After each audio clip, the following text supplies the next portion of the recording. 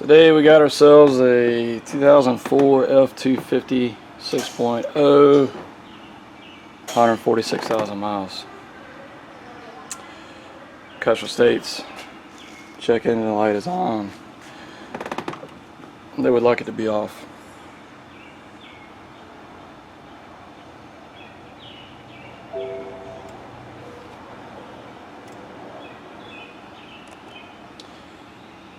Alright, we've got a cylinder number 6 contribution.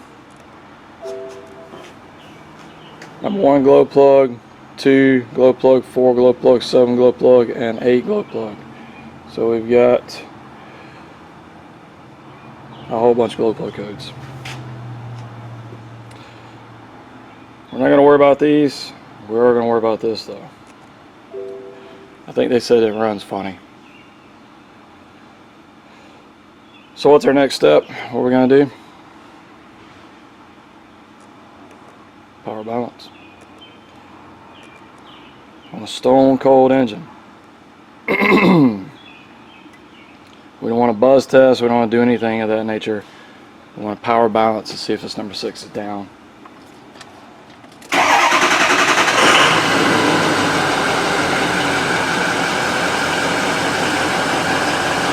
We'll turn our fuel correction off, and there it is.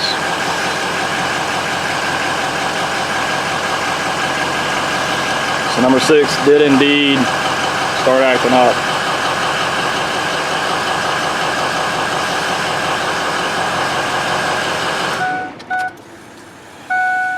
Alright, so before we get the engine getting hot,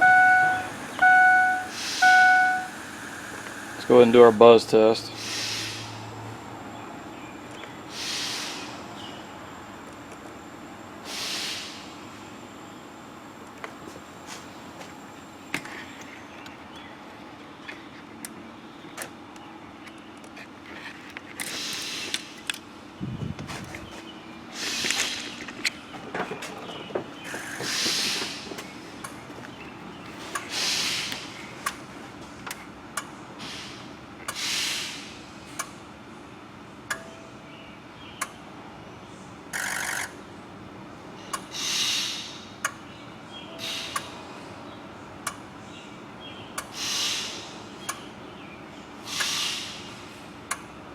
Alright, so they all buzz.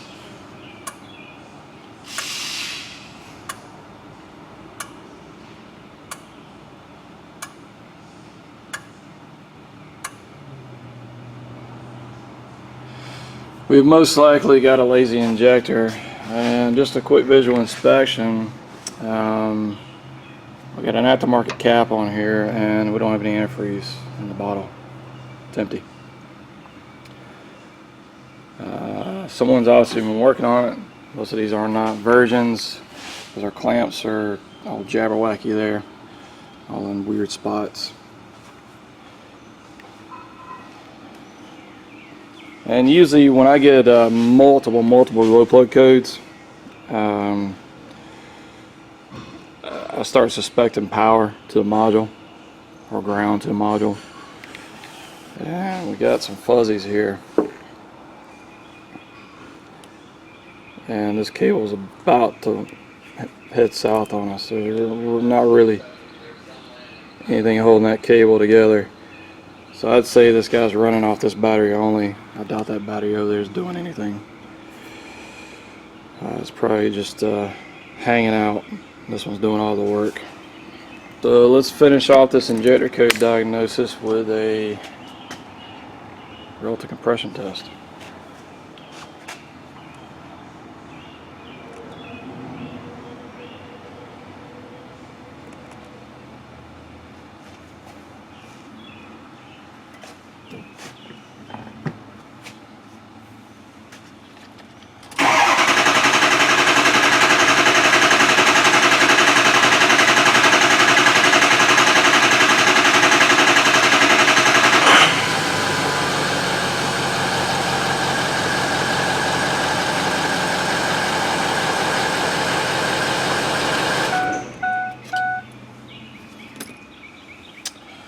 So we're good to go there.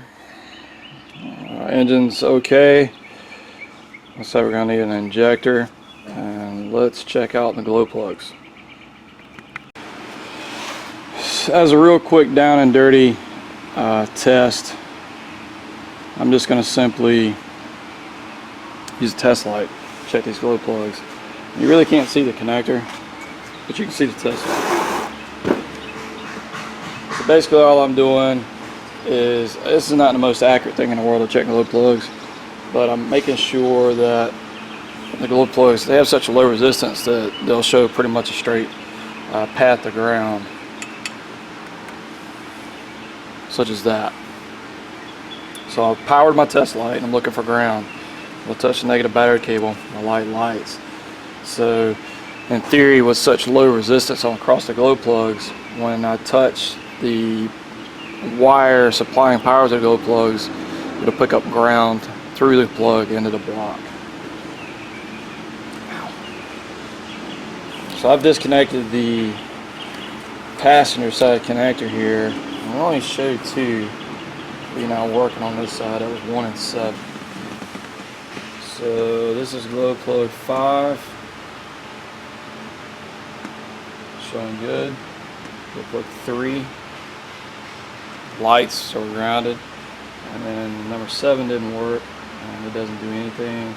And then 1 flighted code. And we're different from the rest. So there's 5. There's 1. So we definitely got a problem with that one. Number 7 doesn't come on at all. Number 1 is very dim. We don't know where the problem lies just by looking at the brightness of the bulb. Is it the wiring? Is it a glow plug? We don't know at this particular moment. So let's have a look at the other.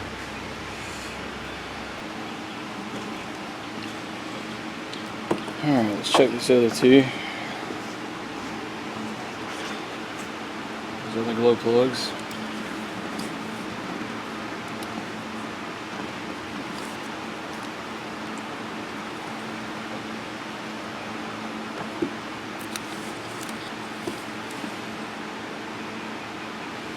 So this is number 2. Doesn't light.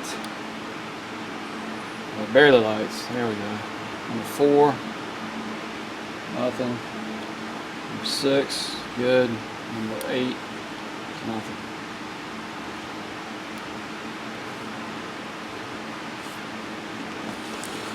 That one's really dim compared to the rest of them.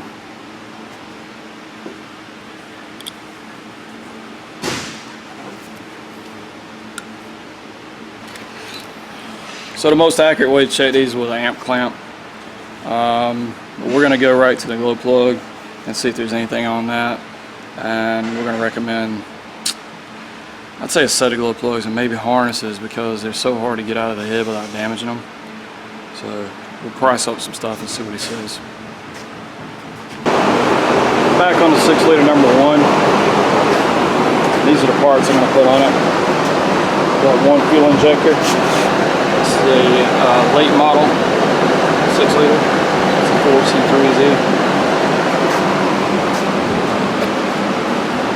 This is the O-ring for the intake breather that goes to the valve cover. We're going to upgrade the dummy plug on this side. We're going to upgrade the standpipe. And that completes that. And we're also putting a set of glow plugs in it. And these harnesses, if needed, I got them on hand. So that's a left and that's a right. And if I don't need them, I won't use them. But we will replace these O-rings. If you want to reuse those, you'll end up with a leak. And this one's also a positive battery cable. So let's get started.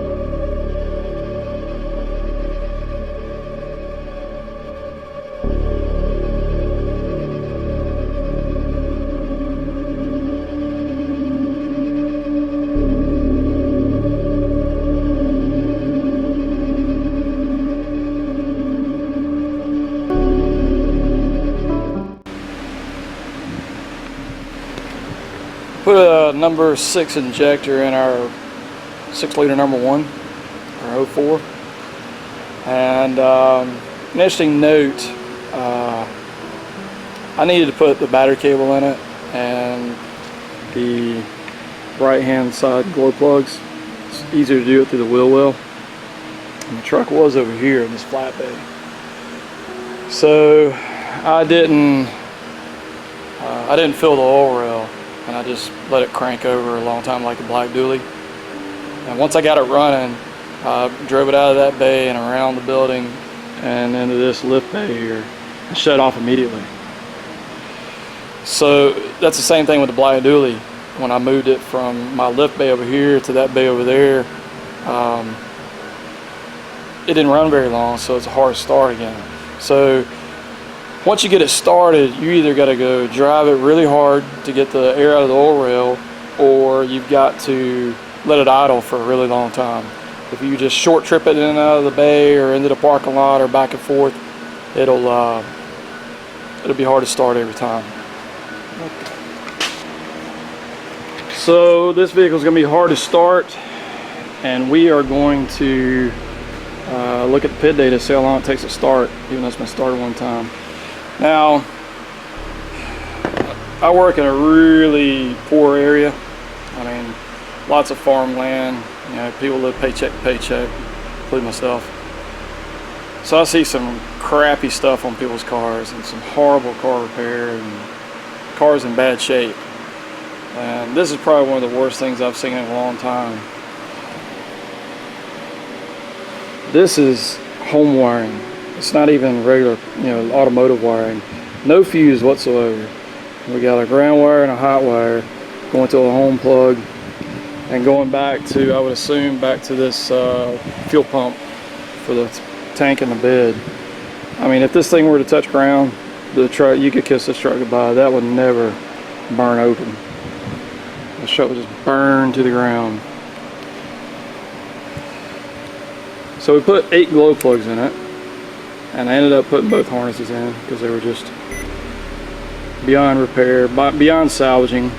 And let's see what we're pulling for current. So let's run around, turn the key on and run back around, because I don't have a tripod to set you on. So we'll just do some running here.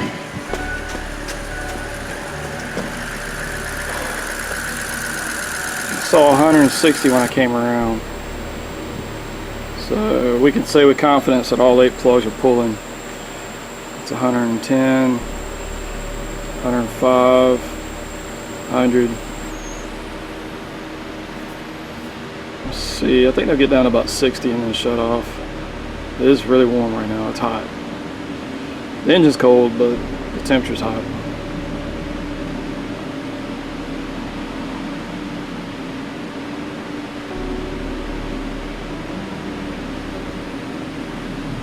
Go down to about 83.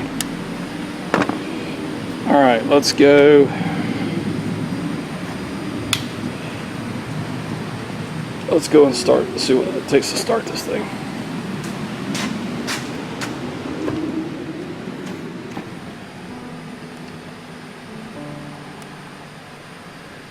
I had to use a different computer because mine's out of whack. Whoops.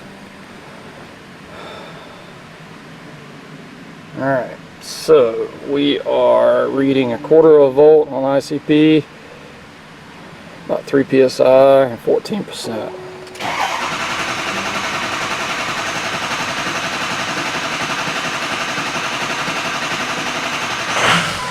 That wasn't too bad. Not too bad at all. So we'll let this pig run for a little bit and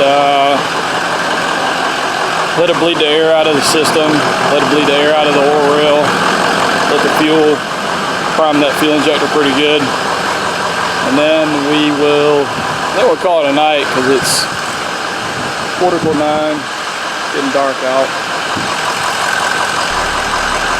and I still got 6-liter number 2 and 6-liter number 3 to work on. So I had the battery cables off of this thing, so there's not gonna be any codes in it. But gotta take it for a rip. Make sure the injector fixed the drivability issue. It's running pretty good, as you can see. Make sure no glow plug codes came back up. Then we got to top off the coolant system because they decided not to fix it. I don't know why, but they wanted a tire rotation, so I rotated the tires.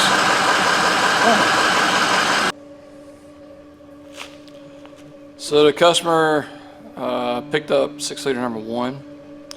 He was very happy with it. It turned out very well. He's just gonna, I guess, gonna keep adding antifreeze to the system and deal with that later.